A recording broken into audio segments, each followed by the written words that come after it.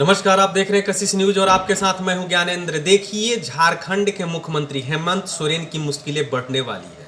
मुश्किलें मैं ऐसा इसलिए कह रहा हूं क्योंकि ईडी ने उनके आग्रह को ठुकरा दिया है।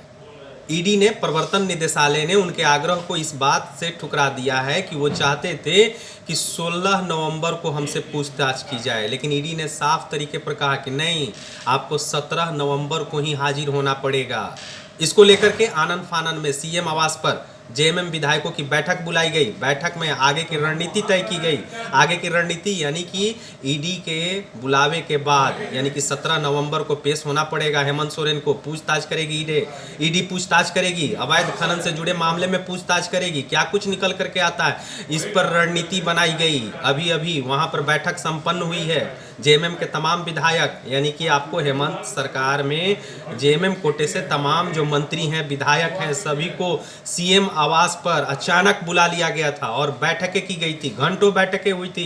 बैठक से निकलने के बाद शिक्षा मंत्री जगन्नाथ महतो जो हैं, उन्होंने कहा कि बीजेपी जिस प्रकार से रवैया इन दिनों अपनाए हुए है, उसके काट को खोजने के लिए हम लोग एकजुट हुए हैं और हम लोग डरने वालों में से नहीं हैं।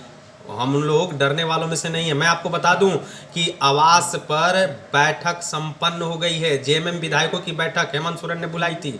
मैं आपको एक बार फिर बता दूं कि इस अवैध खनन से जुड़े मामले में ईडी उनसे पूछताछ करना चाहती है।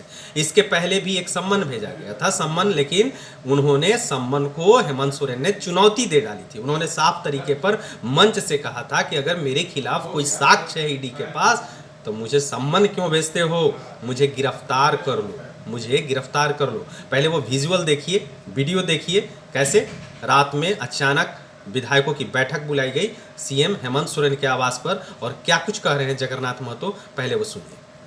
विधायक दल का बैठक मोबाइल किसका होते रहता है, अचानक नहीं। अभी रोज चलेगा बैठक, रोज चलेगा रोज। ऐसी क्या जरूरत आन पड़ी कि रोज बैठक कॉल किया जा रहा है? बैठना गुना थोड़ी है।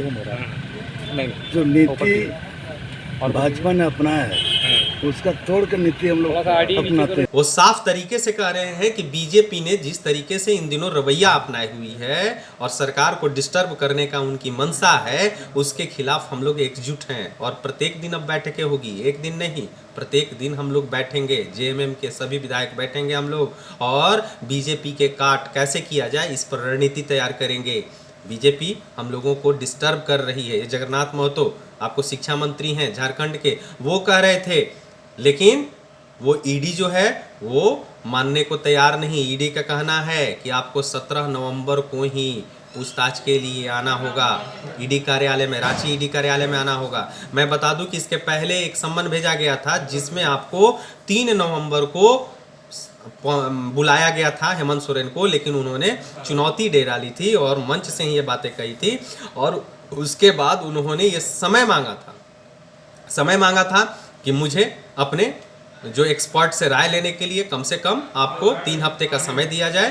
तो वो आपको 3 हफ्ते का समय फिर ईडी ने दिया और ईडी ने जो समय दिया उसके बाद फिर इन्होंने कहा कि मैं 16 तारीख को मैं आपके समक्ष पेश होना चाहता हूं। तो ईडी ने इनके इस आग्रह को अस्वीकार कर दिया और कहा कि आपको 17 नवंबर को ही आना होगा।